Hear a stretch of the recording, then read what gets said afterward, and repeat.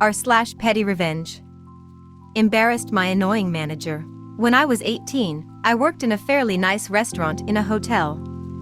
One of my managers was annoying.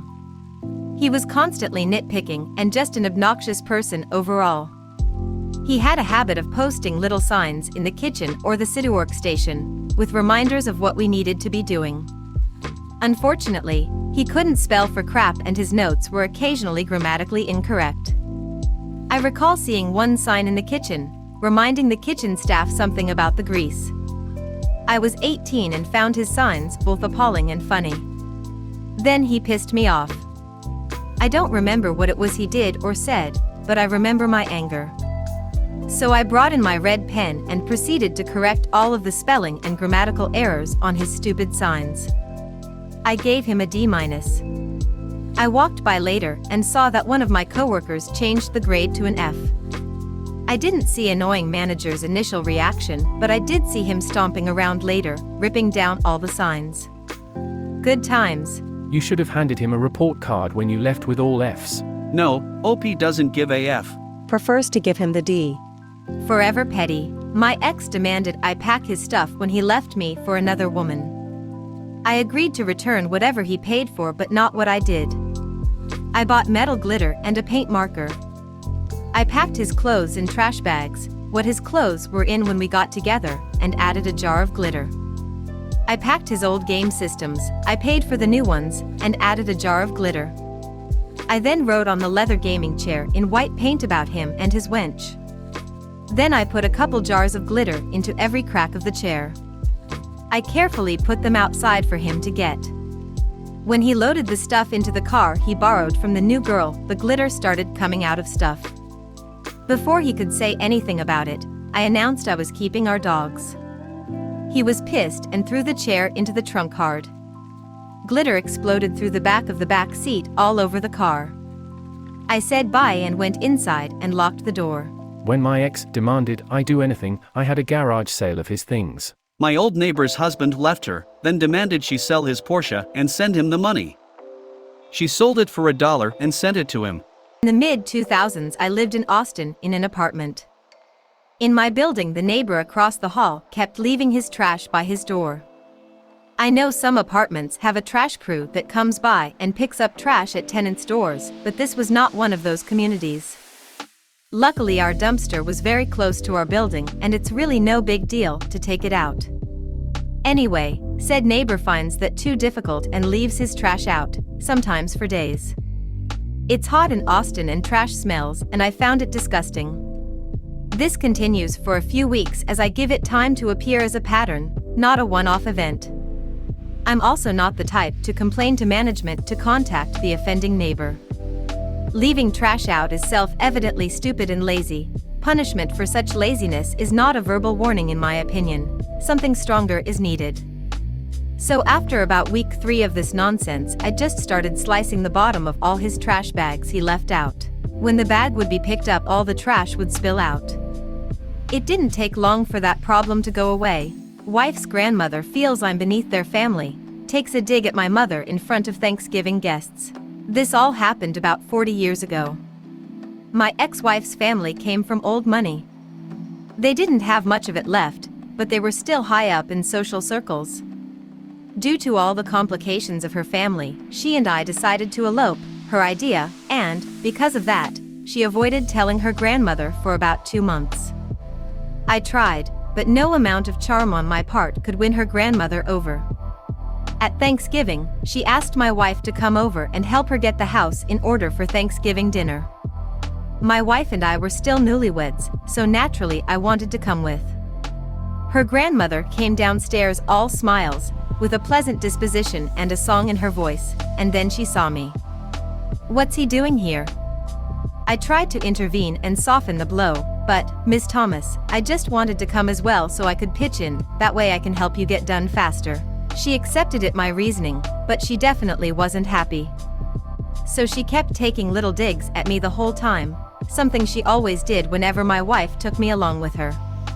The next day, just seconds before dinner started, my new MIL, who had known the truth for weeks, but had kept silent at my wife's request, took it upon herself to finally tell the grandmother that my ex and I were actually married. She did us a favor really. I was personally tired of all the deception. I can't stand lying or liars. The grandmother was clearly shocked, but she had to put on a good face because there was company present. My MIL wasn't so dumb after all. So, while she was pretending to be gracious, I could still tell it was killing her, and old habits die hard. Eventually, I overheard her half of a conversation with one of the guests at the other end of the table.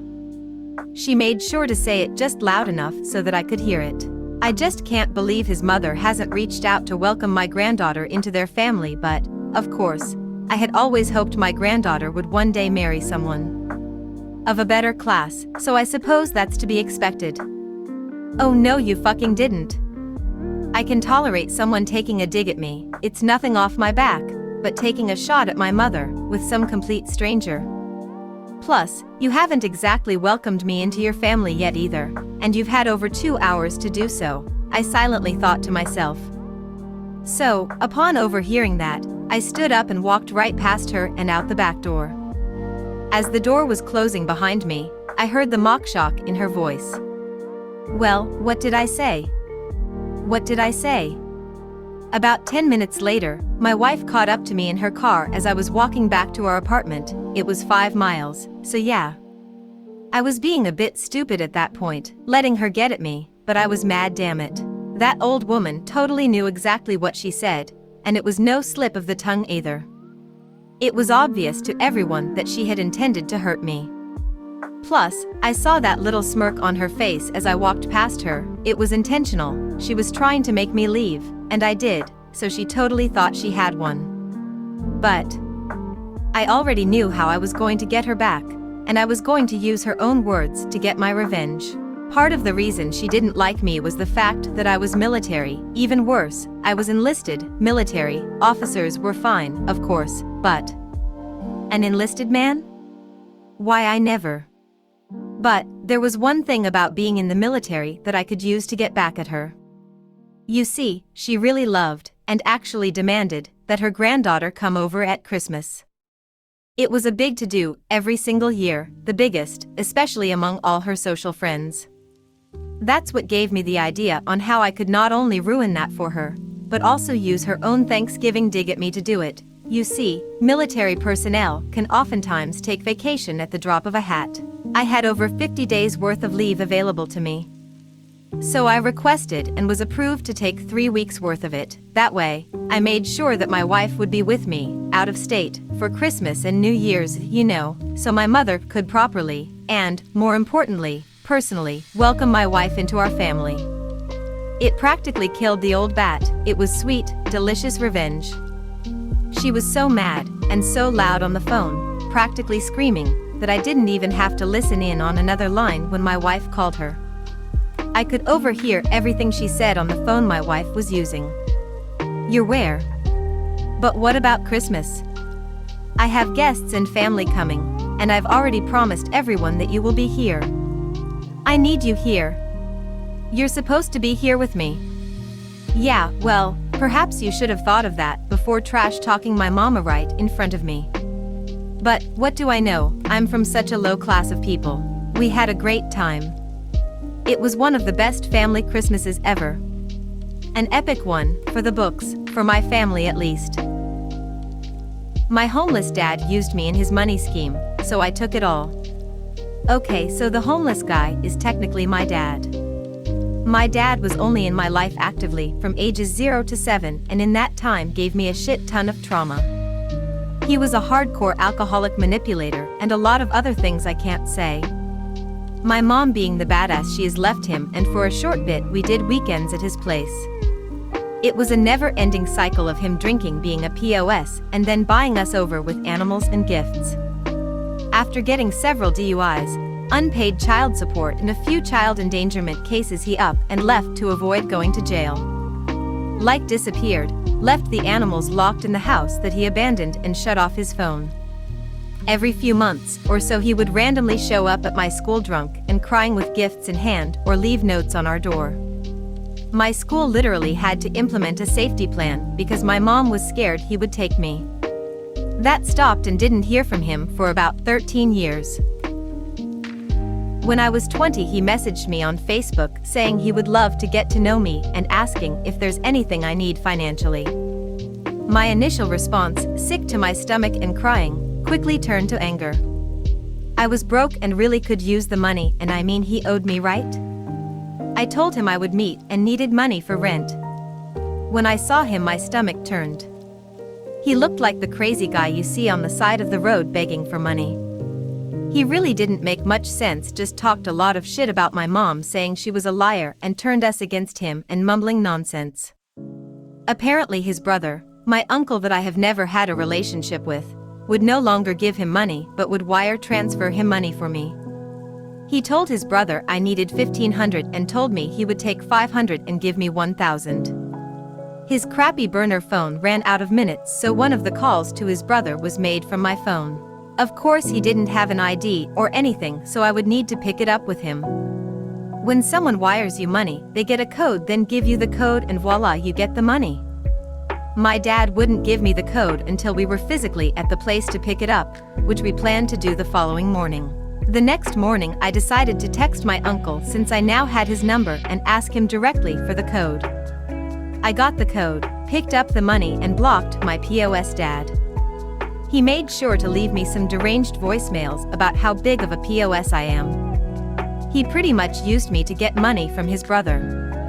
If he really wanted to be in my life, he would have taken the proper steps to do so and change, but he never did. Not denying what I did wasn't shitty, but also fuck my dad. Edit.